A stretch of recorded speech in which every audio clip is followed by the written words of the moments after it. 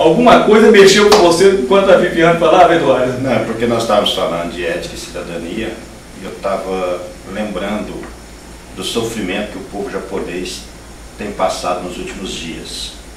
E você vê aquelas filas imensas de pessoas, senhoras, idosos, idosas, crianças, na fila para conseguir uma garrafa de água, para conseguir um pedaço de pão. E eles fazem isso dentro do maior respeito possível. Eles ficam dentro daquele sofrimento interno deles, mas sem nenhuma manifestação, sem nenhum atrito, esperando cada um a sua vez de pegar aquela garrafa d'água e aquele pedaço de pão. Ou seja, é o mínimo, né? Ou seja, não é coisa acima do limite, ninguém avança. Ninguém avança. Imagina se uma situação dessa fosse aqui no nosso país, Brasil. Não, e a gente tem que lembrar também igual os nossos soldados do Exército no Haiti, ou seja, como eles enfrentaram e como eles conseguiram fazer com que também exista um pouco de decência, mesmo na hora da pessoa receber. Porque quando chegava lá, eles soltavam de aviões, os americanos soltavam de aviões os mantimentos, água, e iam embora. Até o comando brasileiro chegar e falar, olha, não pode ser dessa maneira, nós temos que melhorar a situação. E foi através do Exército Brasileiro que isso conseguiu-se hoje dentro do Haiti, ou seja, chega, o comando brasileiro recebe, o Exército Brasileiro faz a distribuição, organiza as filas e está presente. E a gente nota que no passado, Viviane, não é da sua época, mas talvez seja da minha e do Eduardo, a gente tinha o Moral e Civismo, que era uma matéria, Moral e Cívica, né? Educação Moral e Cívica. Então você pegou o último ano. Com certeza você deve ter pegado o último ano. Peguei caderno, meus irmãos. E a gente ficava ali, ou seja, eu estudei no Dom Pedro I, que era uma escola, um colégio, era um colégio que lá não era só uma vez por semana, eram todos os dias, tinha o hasteamento e o arriamento da bandeira, e não só cantava o hino nacional, mas falava-se sobre um dos membros do Exército, ou um general, sempre tínhamos a história, a gente conhecia um pouco daquelas personalidades que tinham governado o nosso país, ou que tinham lutado por ele. E hoje em dia a gente não vê isso na escola, ou seja, poucas vezes a gente vê uma escola que leva muito a sério esse tratamento do civismo na cidadania.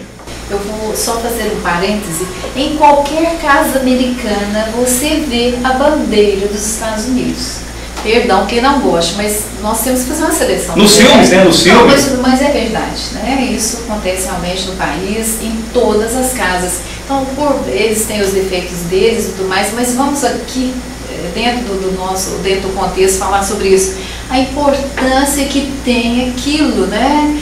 Para eles tem aquele sentimento de amor à pátria, e até aquela música Amazing Grace, que tem uma letra lindíssima, fala desse amor à pátria. Então eu entendo que não é só na época da Copa que nós devemos colocar ali a bandeira do Brasil, ou usar a camisa do Brasil. Tem que ser todos os dias. Nós temos que amar a nossa pátria, ser cidadãos e éticos todos os dias.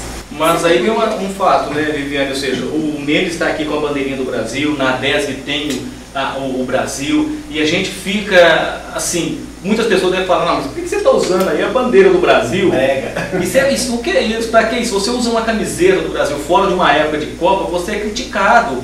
E isso inibe as pessoas de manifestarem o seu amor. Infelizmente, mas como você disse, e eu sou sim da época da educação moral e cívica, graças a Deus, nós todos, eu estou sempre empenhada com a DESG, nós temos esse prazer na DESG de incutir nas pessoas essa questão de ética e cidadania. E eu sei que um dia as pessoas vão se conscientizar da importância de saber o hino nacional. Qualquer evento onde você vá, você tem que saber o hino nacional brasileiro e o hino de Uberlândia também, por que não? Que é lindo. Então essas questões parecem tão pequenas, fazem uma diferença enorme. Isso chama-se amor à pátria, respeito, ética e cidadania. Na Câmara Municipal de Uberlândia, como você falou do hino, a gente nota que na abertura dos trabalhos, o hino nacional, todos ficam de pé, cantam, aqueles que podem ficar de pé. Eles até exigem que o pessoal fica todo mundo de pé, os cadeirantes ficam desesperados tentando levantar e não conseguem. Desculpa a brincadeira, mas os cerimonialistas a gente tem que ficar atento.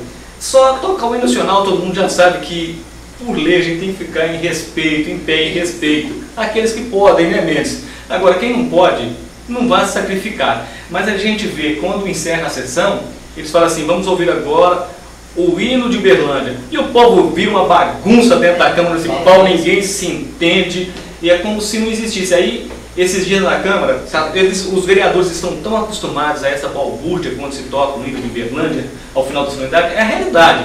Quem estiver achando que eu estou mentindo é só acompanhar a sessão que vai ver o que acontece.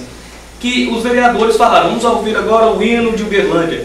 E o pessoal que estava na plateia ficou todo mundo de pé. E os vereadores não sabiam se eles abandonavam, se eles começavam a conversar. Eles também ficaram assim, alguns ficaram parados no meio de onde estavam. Porque a população, o pessoal que estava na plateia ficou em respeito ao hino de Uberlândia. Sendo que os próprios vereadores que deveriam dar os exemplos, não dão exemplo, ou seja, não respeitam aquele hino. E é lindo, porque vem daí o nome de Uberlândia como cidade-jardim. Kevin. Só não pode tocar o hino do Uberlândia Esporte como aconteceu já na Câmara Municipal, mas tudo bem, o Uberlândia Esporte também é um dos nossos símbolos. É, claro. O time pode não estar na primeira divisão, não estar como a gente queria ter um estádio belíssimo, mas a gente ainda tem que respeitar, porque também é um patrimônio nosso, não, Viviane? Com certeza. Você vai ao estádio? Com toda certeza, eu sou Verdão até o final dos tempos. Eduardo, eu sei que você não vai no estádio não, mas você também já viu, nós já discutimos isso, olha, o Uberlândia, a gente precisaria ter um time muito bom. Mas como o nosso tema é ética e cidadania, tem uma história que eu sempre quando falo em ética, eu gosto sempre de lembrar, que é um pai e um filho pescando, mas a autorização da pesca seria só a partir da meia-noite, porque estava no período de Piracema, então até a meia-noite não poderia pescar. E o menino lançou a vara ao rio, a isca ao rio, e pegou um peixe grande. E olhou o pai dele e falou, nossa, qual o tamanho do meu peixe? Nossa, eu nunca peguei um peixe desse tamanho. Então o pai falou, mas não está na hora de pegar, você não pescar, você não pode. Você tem que devolvê-lo ao rio. E o filho falou, mas pai, não tem ninguém por perto olhando. Eu podia ficar com o peixe depois da meia-noite, eu falo que pesquei depois da meia-noite. O pai falou assim, mas o que adianta você só ter ética com todos se o pessoal estiver olhando? Você tem que ter consigo mesmo de que apesar de não ter ninguém olhando, mas não está dentro do horário permitido. E se você fizer isso, para o futuro o que será de você? Que ética você terá? Sempre você só vai fazer o que é correto quando alguém estiver olhando? Na realidade nós temos que pensar que enquanto ninguém estiver olhando, a nossa consciência está. E ela com certeza, ela fere muito mais do que a justiça, do que o que está escrito na lei e do que os outros vão pensar. Ou seja, se ninguém está olhando, eu posso roubar. Não vamos fazer isso. É, a ética é consigo mesmo, né? Então, é mais importante. Mas vamos a um rápido intervalo, porque só eu estou falando, não estou deixando nem entrevistada falar, e muito menos meus amigos de bancada, o Mendes e o Eduardo. Depois do intervalo comercial, nós voltaremos com a DESG na TV.